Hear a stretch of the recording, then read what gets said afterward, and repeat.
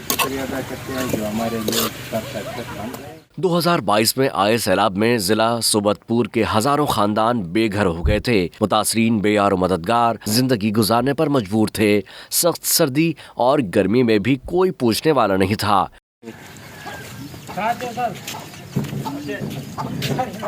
ऐसे में पाक फौज ने अपने हमवतनों को इस मुश्किल वक्त में तन्हा नहीं छोड़ा।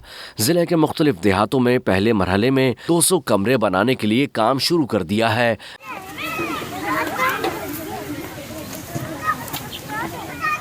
गोठ बशीर खान खोसों में 44 कमरे जबकि 22 वॉशरूम बनाए जा रहे हैं, जिनमें से अक्सर कमरे और वॉशरूम मुकम्मल तैयार हो चुके हैं और उन्हें मालिकान को सौंप दिया गया है। गोठ बशीर खान खोसा के मकीनों ने हुकूमत, पाक आर्मी और निजी तंजीम का शुक्रिया अदा किया। कहा, हम बूढ़े हो जाते मगर इस महंगाई के दौर में अपना घर नहीं बना पाते।